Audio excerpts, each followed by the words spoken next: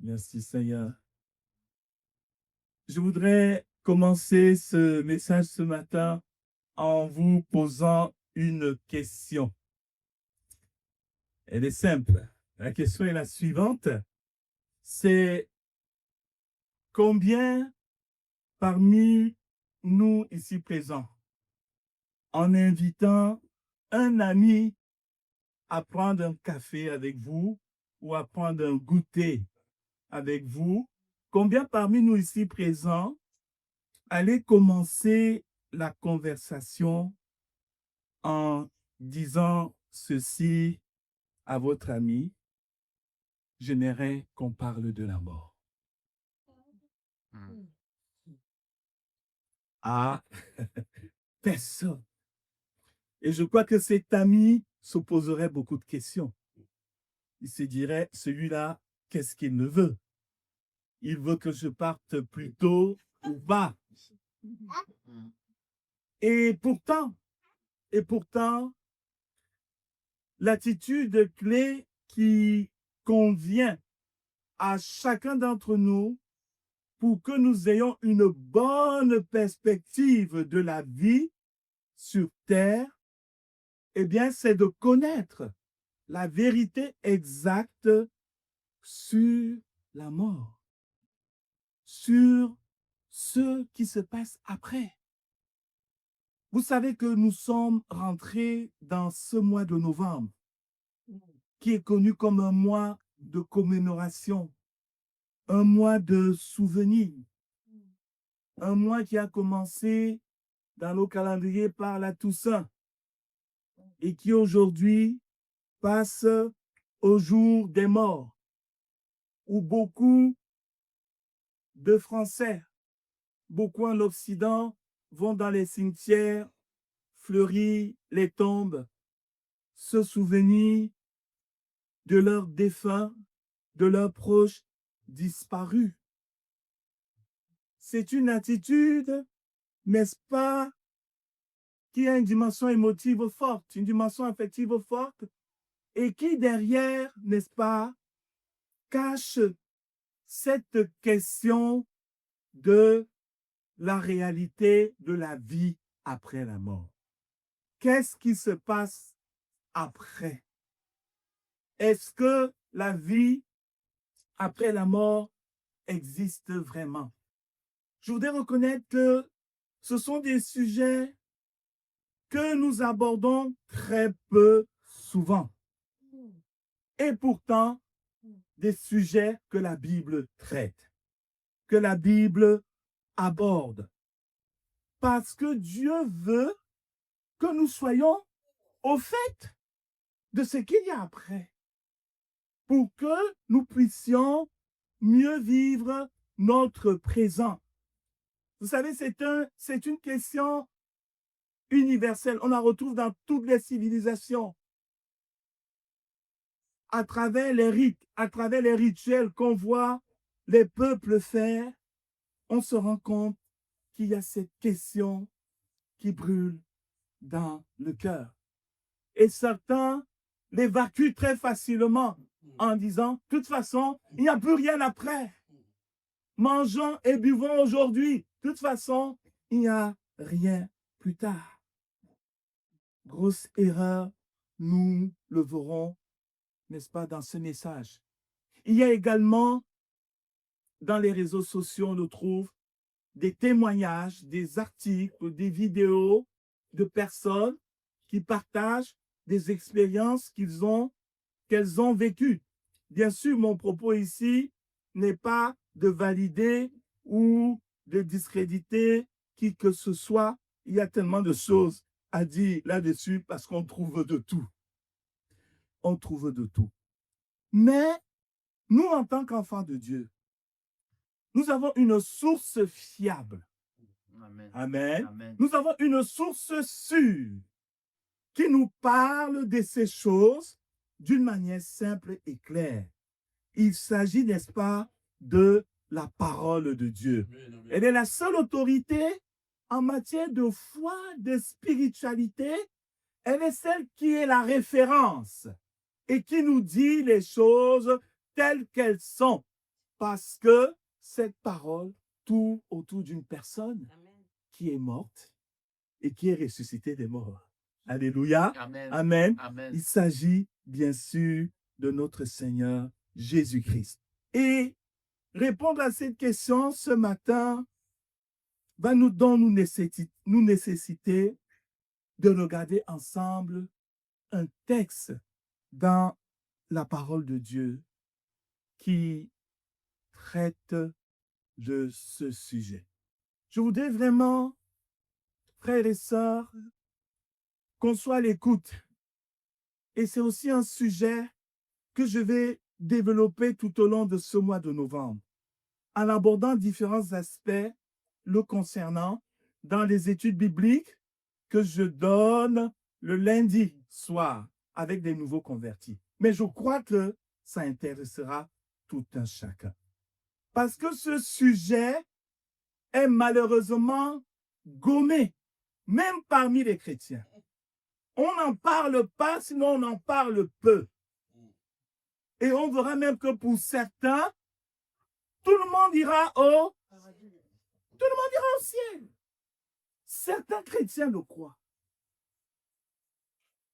Mais ici, il n'est pas question de nos opinions.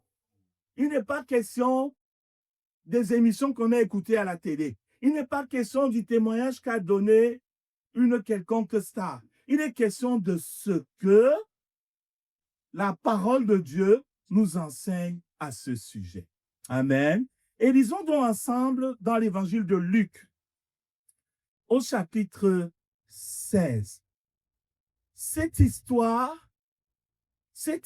vraie que le Seigneur Jésus nous donne afin de nous transmettre des enseignements sur ce sujet de la vie après la mort. Luc chapitre 16 à partir du verset 19 jusqu'au verset 31. Voici ce que nous dit la parole de Dieu. Il y avait un homme riche qui était vêtu de pourpre et de fin lin et qui chaque jour menait joyeuse et brillante vie. Un pauvre nommé Lazare était couché à sa porte, couvert d'ulcères, et désireux de se rassasier des miettes qui tombaient de la table du riche. Et même les chiens venaient encore lécher ses ulcères. Le pauvre mourut, et il fut porté par les anges dans le sein d'Abraham. Le riche mourut aussi, et il fut enseveli. Dans le séjour des morts, le riche leva les yeux, et tandis qu'il était en proie au tourment, il vit de loin Abraham et Lazare dans son sein. Il s'écria: Père Abraham, aie pitié de moi et envoie Lazare pour qu'il trempe le bout de son doigt dans l'eau et me rafraîchisse la langue, car je souffre cruellement dans cette flamme. Abraham répondit: Mon enfant, souviens-toi que tu as reçu tes biens pendant ta vie et que Lazare a eu les maux pendant la sienne. Maintenant, il est ici consolé et toi, tu souffres. D'ailleurs, il y a entre nous et vous un grand abîme, afin que ceux qui voudraient passer d'ici vers vous ou de là vers nous ne puissent le faire. Le riche dit: Je te prie donc, Père Abraham, d'envoyer Lazare dans la maison de mon père, car j'ai 5 frères. C'est pour qu'il leur atteste ces choses, afin qu'ils ne viennent pas aussi dans ce lieu de tourment. Abraham répondit: Ils ont Moïse et les prophètes, qu'ils les écoutent. Et il dit: Non, Père Abraham, mais si quelqu'un des morts va vers eux, ils se repentiront. Et Abraham lui dit, s'ils n'écoutent pas Moïse et les prophètes, ils ne se laisseront pas persuader quand même quelqu'un des morts ressusciterait. Amen. Amen. Père éternel, nous te disons ce matin, merci pour ta parole. Oh, elle est la révélation qui éclaire tout homme ou toute femme qui cherche à connaître la vérité sur ces choses qui sont essentielles pour nos vies. Parce que tu ne nous as pas créés pour la perdition, mais pour que nous vivions en communion avec toi pour toujours. Nous voulons donc te demander ce matin de nous aider à recevoir cette parole en toute simplicité. Merci de me rendre capable de la communiquer comme tu veux ce matin. Au nom puissant de Jésus. Amen. Nous avons donc ici cette histoire vraie que le Seigneur Jésus a voulu nous transmettre. Une histoire qui traite de cette question de la vie après la mort et qui nous place en présence d'un homme qui a réalisé trop tard que la vie après la mort existe.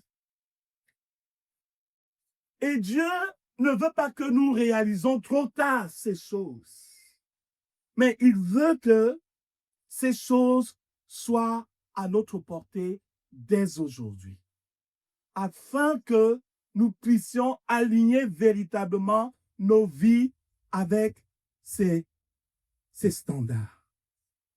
Alors, qu'est-ce que nous tirons comme enseignement de cette histoire de l'homme qui a réalisé trop tard que la vie après la mort existe? Nous avons bien sûr tout d'abord ici deux hommes qui nous sont présentés de leur vivant. L'un est un homme riche qui a brillamment réussi dans sa vie. Un homme dont les affaires ont été prospères et qui est vêtu de pourpre et de fin lin. Ce sont des vêtements, n'est-ce pas, qui expriment le haut niveau social de la personne qui les porte. Et il nous est dit que chaque jour, cet homme menait joyeuse et brillante vie. Chaque jour, c'était la fête chez lui. Il n'y avait pas de souci concernant ce qu'il allait manger, ni lui, ni ses proches. Il mène joyeuse et brillante vie.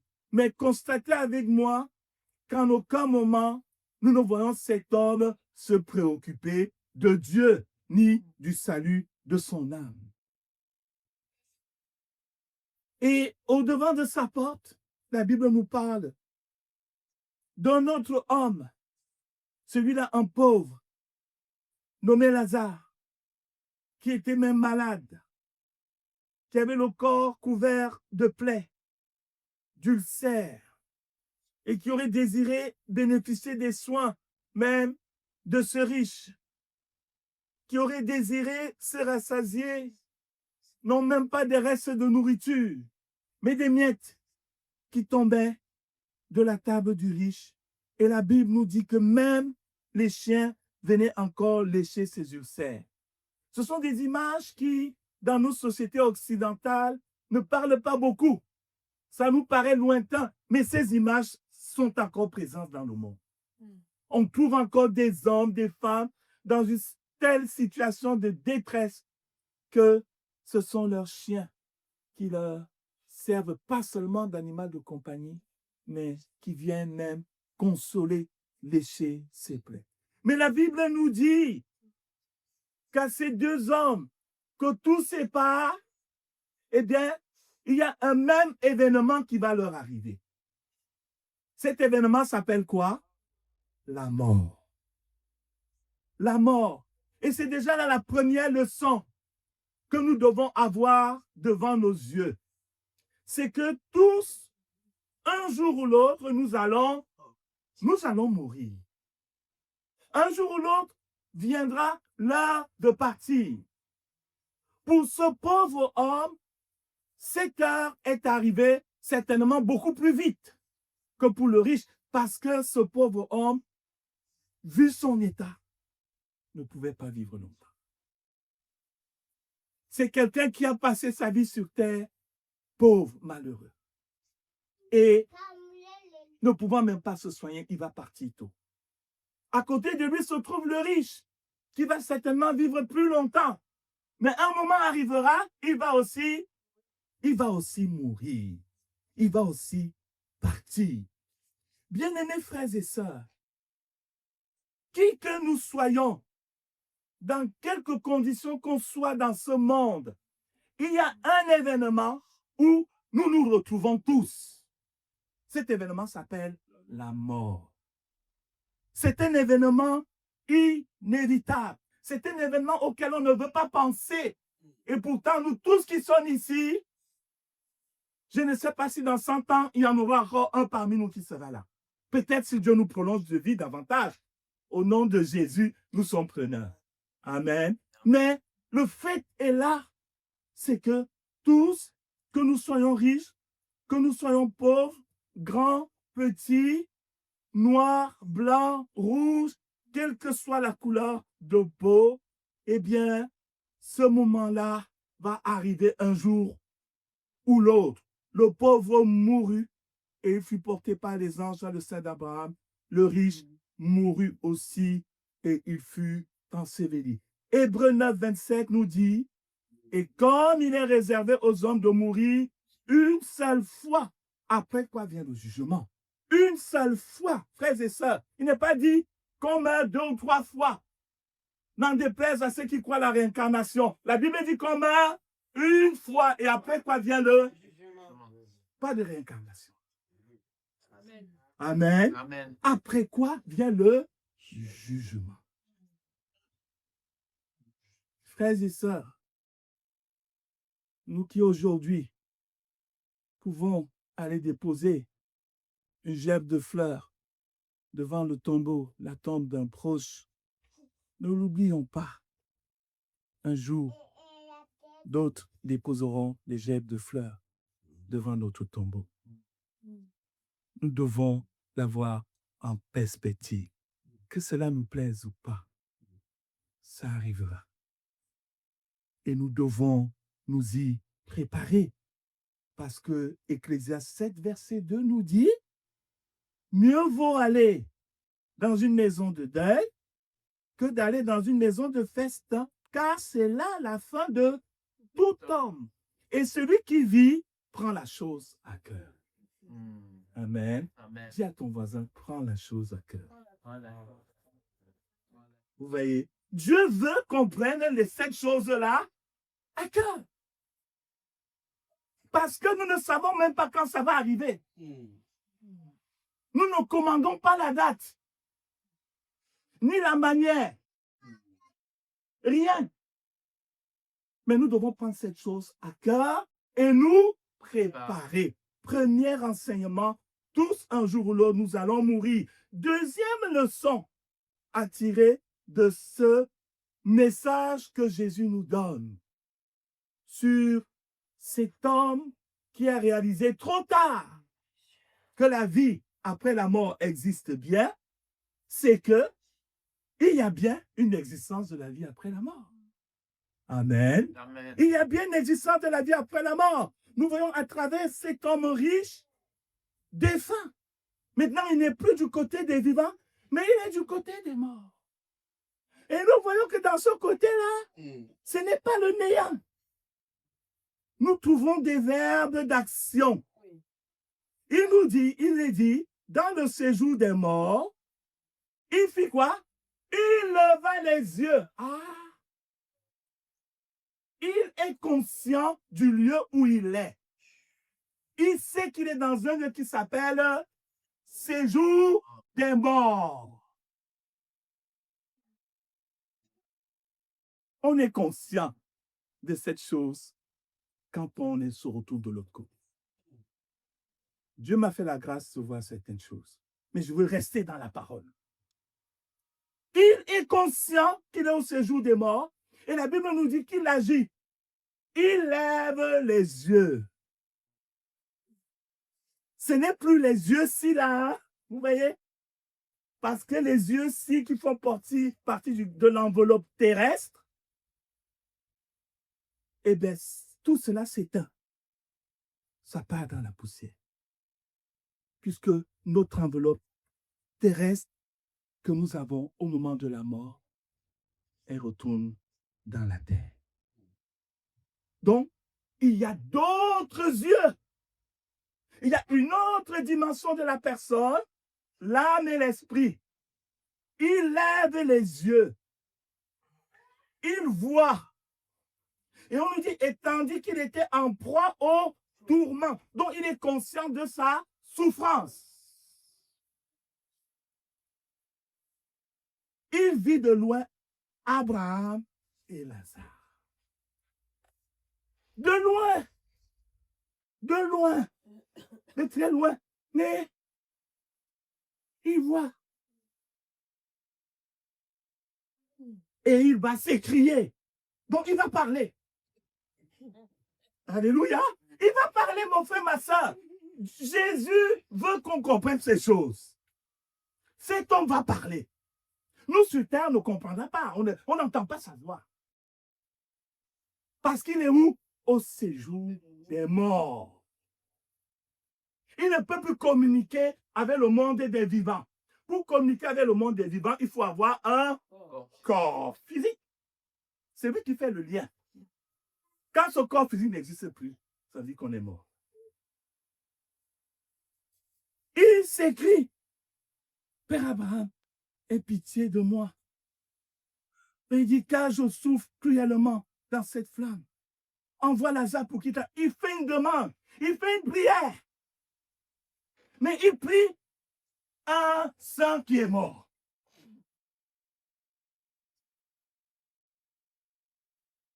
L'existence humaine, bien-aimés frères et sœurs, est éternelle. Amen. Elle est éternelle. Une fois créée par Dieu, l'homme et la femme deviennent des êtres éternels. La mort physique ne signifie pas la fin de l'existence. Mais la fin de l'existence terrestre n'est pas la fin de l'existence. L'être humain continue à vivre éternellement ailleurs et sous une autre forme. Soit il va vivre dans la présence de Dieu, soit il va vivre étant séparé de Dieu pour toujours. Nous avons le pauvre qui est dans un endroit qui s'appelle le sein d'Abraham. Il est avec Abraham. Il est de souffrance. Vous savez, Jésus, en parlant de cette vie après, a dit un jour aux Sadducéens qui niaient la résurrection, il leur a dit qu'ils étaient dans l'erreur. Parce que lorsque les hommes et les femmes ressusciteront, il n'y aura pas de mariage. Vous voyez, c'est nous dire que cette vie-là ailleurs a d'autres réalités qui ne sont pas celles que nous connaissons aujourd'hui. Dans 1 Corinthiens 15, la parole de Dieu nous dit ceci, mais c'est Paul qui parlait aux Corinthiens justement de la résurrection et de cette vie après la mort. Mais quelqu'un dira, comment les morts ressuscitent-ils et avec quel corps revient-il? Insensé, ce que tu sèmes ne reprend point vie s'il ne meurt. Et ce que tu sèmes, ce n'est pas le corps qui naîtra. C'est un simple grain de blé, peut-être, ou de quelque autre semence. Puis Dieu lui donne un corps comme il lui plaît. Et à chaque semence, il donne un corps qui lui est propre. Verset 40, il y a aussi des corps célestes et des corps terrestres.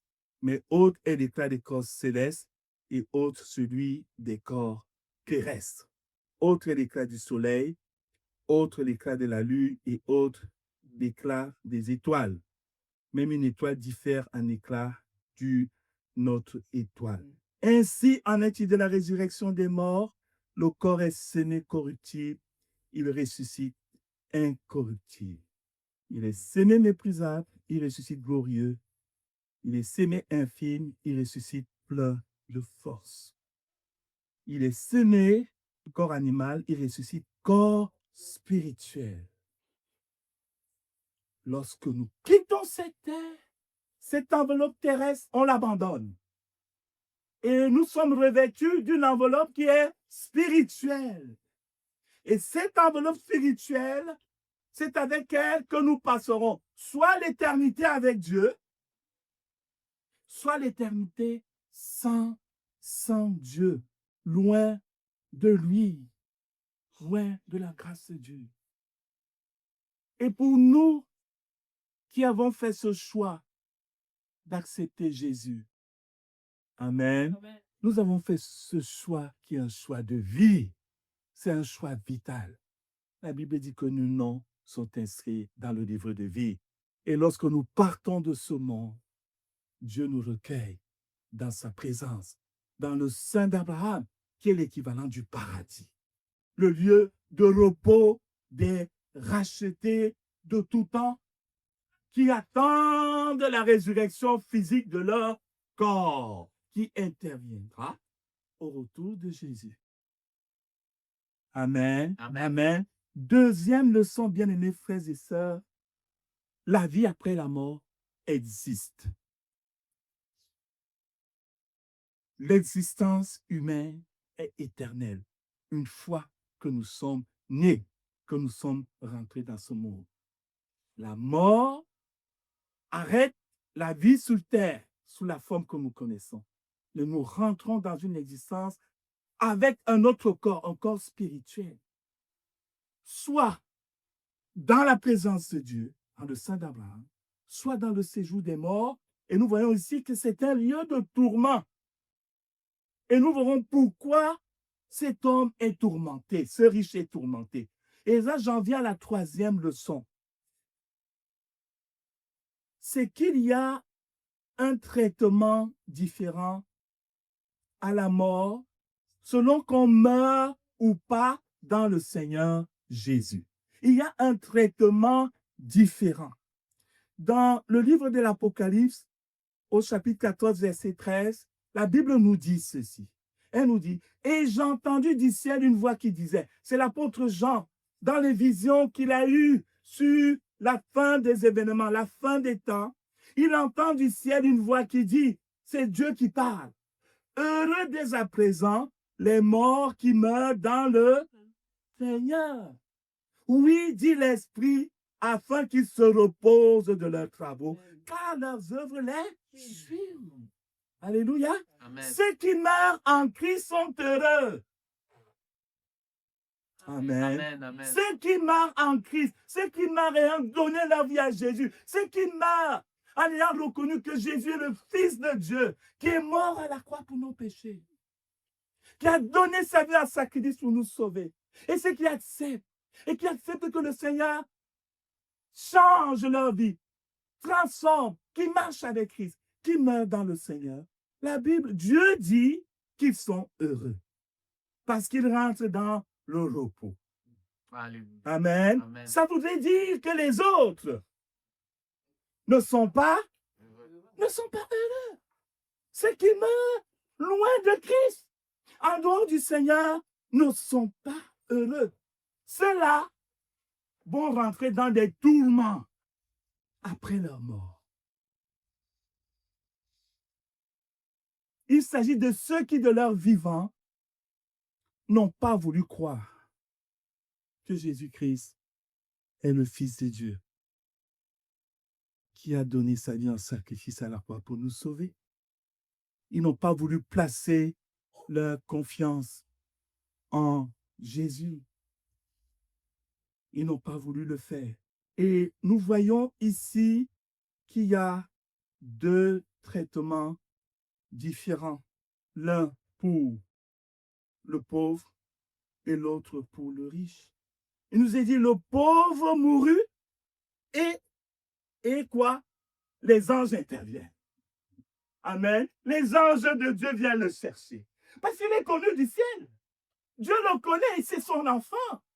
C'est quand un enfant de Dieu quitte cette terre, hein? Waouh! Gloire à Dieu pour sa grâce. Amen. Alléluia. Les anges de Dieu viennent le chercher. Amen. Amen. Et il va dans le repos, dans le sein d'Abraham. Mais à côté, il nous a dit que le riche, quand il meurt, qu'est-ce qui se passe? Est-ce que les anges viennent le chercher? Non. Il est enseveli. Il va au séjour des morts. Il rentre dans des tourments. Il n'y a pas de repos pour lui. Et il est conscient de ces tourments. Je ne vous dis pas qu'on pense que ce riche va au séjour des morts parce qu'il était riche. Non. C'est Dieu qui nous donne toutes choses avec abondance afin qu'on puisse en jouir. Amen. C'est Dieu qui nous bénit. L'apôtre Jean dit, je souhaite que tu prospères à tous égards comme prospère l'état de ton âme. Dieu veut que tu prospères. Amen. Dis-le à ton voisin, Dieu veut que tu prospères. Le problème, ce n'est pas ta richesse. Le problème, c'est quoi? C'est ton cœur. Le problème, c'est ton cœur. Il y a des pauvres, tu le prends, tu le mets au milieu de la richesse, mais tu l'as perdu. Tu l'as perdu. C'est-à-dire, à la limite, il aurait fallu qu'il reste pauvre. Parce que ça le maintenait dans une certaine recherche de Dieu. Vous savez, il y a des chrétiens, certains, quand il est dans des besoins, oh Seigneur, aide-moi, il prie, il a du zèle. Une fois qu'il est béni, mais il change d'église, il est parti, tu ne le vois plus. Dieu ne l'intéresse plus. Ce qu'il cherchait, c'est la bénédiction matérielle. Donc, le problème du riche, ce n'était pas la richesse, mais c'est ce qu'il en faisait. Il s'est attaché à cette richesse. Il ne s'est pas attaché à celui qui le bénissait, à celui qui était l'auteur de cette grâce qu'il avait. Il ne s'est pas attaché à lui.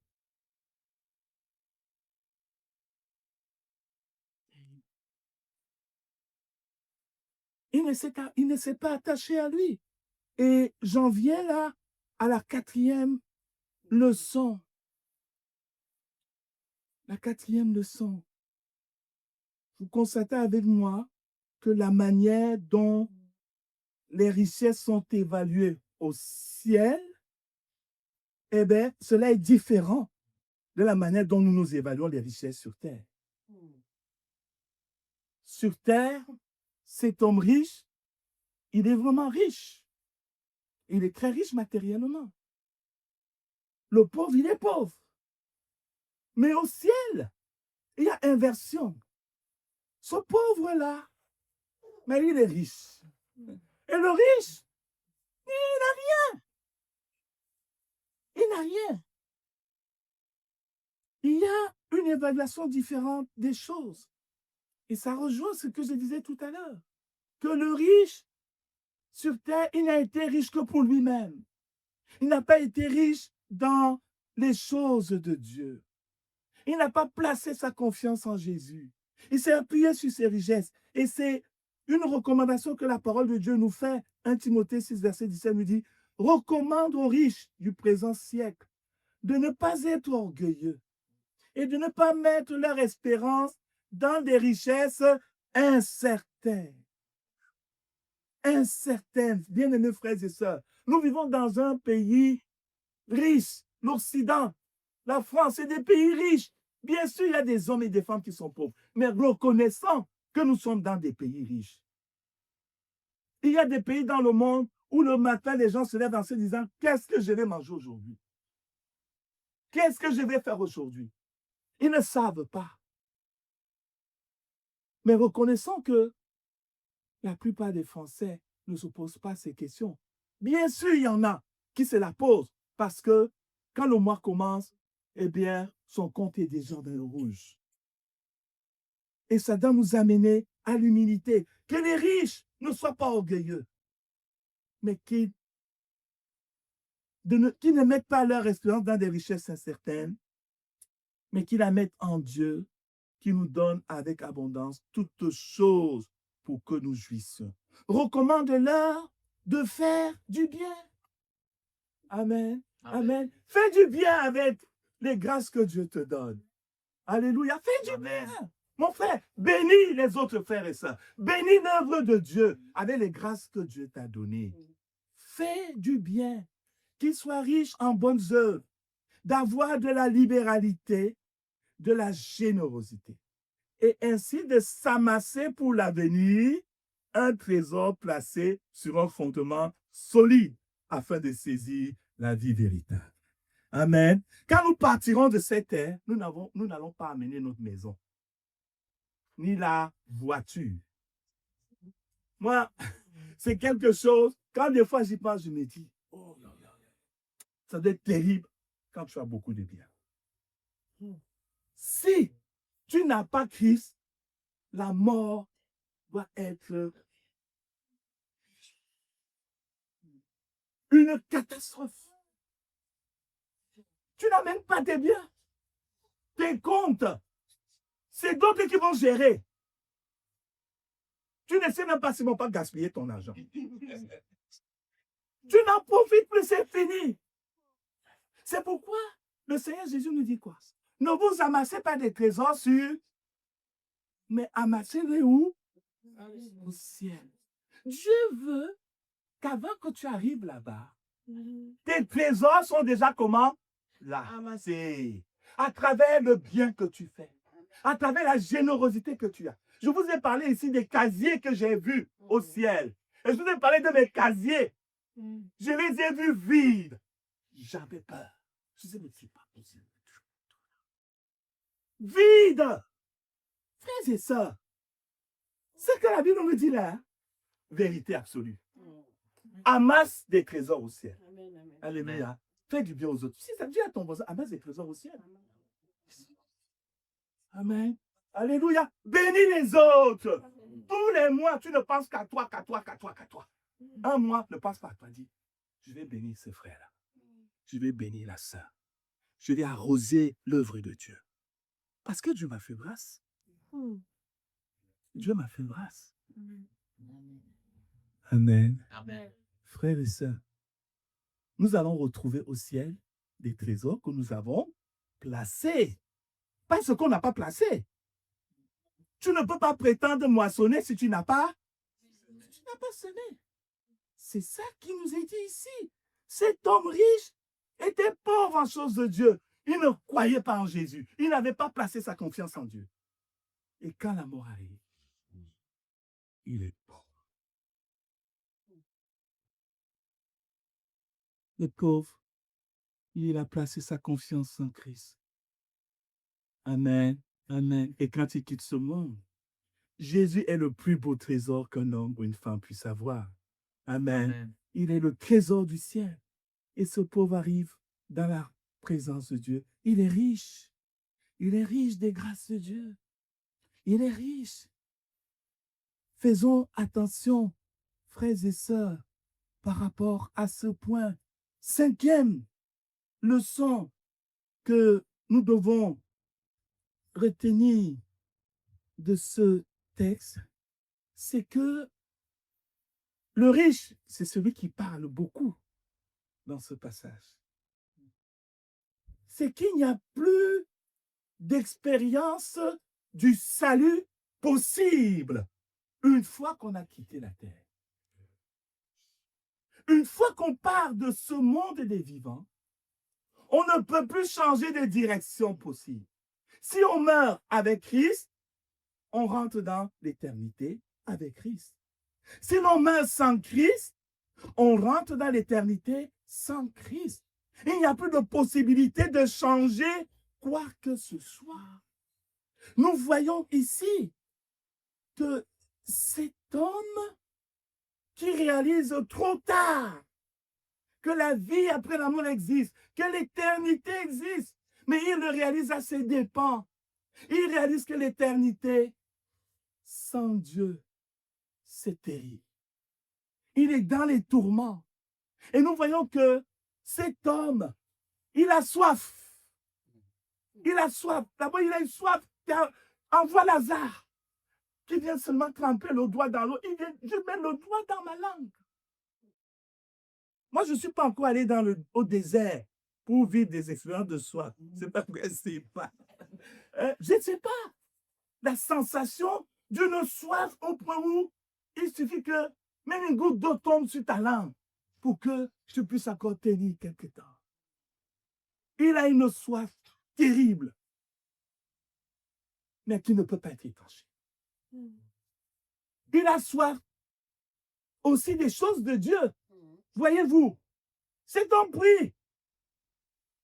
Quand il était vivant, est-ce qu'il priait? Est-ce qu'il s'intéressait à Dieu? Est-ce qu'il cherchait Jésus? Cet homme a soif de Dieu, mais il a soif trop tard. Et c'est une question aussi qui nous est posée.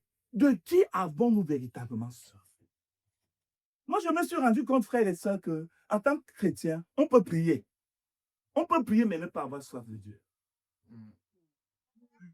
Hein? Oui. Tu peux prier et ne pas avoir soif de Dieu. C'est pas parce que tu pries que tu as soif de Dieu. Hein? On sait que quand tu es chrétien, tu pries. Donc tu pries. Rends grâce. Ben, tu rends grâce. Mais la soif, David pouvait dire, quand il fuyait Saül dans le désert, il dit, mon âme a soif de toi. Vous voyez, la soif de Dieu nous amène à le chercher avec ardeur. Amen. Ça va nous pousser à nous humilier. Ça va nous pousser à jeûner. Ça va nous pousser même à ne pas dormir. Parce qu'on a soif de Dieu. On veut son intervention dans notre vie. Le Saint-Esprit me parlait cette semaine. Il dit, oui, tu peux prier. Est-ce que tu as soif? Tu veux plus vraiment de moi? Ou bien, c'est bien de prier. C'est bon. Tu lis ta Bible, c'est cool. Merci Seigneur. La vie est belle. Ou alors, il y a soif. De quoi avons-nous vraiment soif? De quoi avons-nous vraiment soif? Soyons honnêtes aussi avec nous-mêmes. Hein. Tu peux avoir soif pas de richesse matérielle, de l'argent, tu t'enrichis. Tu peux avoir soif de promotion. C'est ce qui brûle dans ton... Ce dont tu as soif, c'est ce qui brûle vraiment dans ton cœur. Ce que moi, je ne vois pas. Mais Dieu voit. Nous devons avoir soif de Dieu. Amen. Amen. Alléluia. Amen. Ayons soif des richesses spirituelles. La Bible nous dit, si donc vous êtes ressuscité avec Christ, cherchez quoi? Les choses d'en haut, où Christ est assis à la droite du Père. Cherchez. Cherchez. Donc, il y a une soif, il y a un désir, où tu veux maintenant vivre la vie d'en haut, où Christ est assis à la droite du Père. Cet homme a soif, mais trop tard. Cet homme, il prie, mais trop tard. Et en plus, il prie qui? Il prie un mort. Et sa prière est-elle exaucée? Non. Sa prière n'est pas exaucée. Nous ne prions pas les morts, même si c'est des saints. Mais nous prions celui qui est vivant au siècle des siècles. Alléluia. Nous prions Dieu le Père au nom du Seigneur Jésus. Amen. Nous ne prions pas les saints morts. C'est important de le dire. Frères et sœurs, surtout quand nous sommes dans la détresse devant la perte d'un proche, on peut être tenté de lui parler. Des fois, je vois, il y a des messages. Oh, tu es parti très tôt. Oh, ceci. Oh, ça. Chaque anniversaire. Oh, ça, oh, ça, oh, ça. Arrête ça. Un jour, tu vas te surprendre en train de parler à mort. Amen. Ah, j'ai entendu un amen. Amen. Gloire à Dieu. Arrête ça. Tu vas te surprendre en train de parler à mort. Et ce genre de choses, souvent, on ne vient pas confesser. Et ça te bloque. Je sais, la douleur est là quand on perd un proche. La douleur est là. On est inconsolable. Laissons Dieu nous consoler. Alléluia. Amen. Oh, gloire à Dieu. Dis à ton voisin, laisse Dieu te consoler. Oui, laisse Dieu te consoler. Laisse le Saint-Esprit penser ton cœur. Mais ne parle pas aux morts. Oui, il parle aux morts, il prie les morts. Viens. Abraham va lui répondre. Oui, rien. Ça ne change pas. On a envie de dire, mais il n'y a pas de compassion. Abraham lui dit, même si je voulais, je ne. Pourquoi? Parce qu'entre nous, il y a quoi? Un gouffre infranchissable. Des choses sont maintenant figées. Trop tard. Trop tard d'avoir réalisé que la vie après la mort existe. Et voyez que cet homme, il pense, il sait d'où il vient. Il sait que sur terre, il avait des frères. Oui, le souvenir ne s'efface pas. On sait d'où on vient. Il avait des frères. Et là, il commence à se dire, mais non, il ne faut pas qu'il vienne ici. Il ne faut pas qu'il vienne là où je suis. Il ne faut pas. Ah ben, on voit même Lazare. C'est intéressant, frères et sœurs, de lire ces choses. Parce que quand le Seigneur Jésus nous ouvre les yeux sur un monde qu'on ne voit pas, c'est pour qu'on comprenne l'enjeu réel de l'humanité.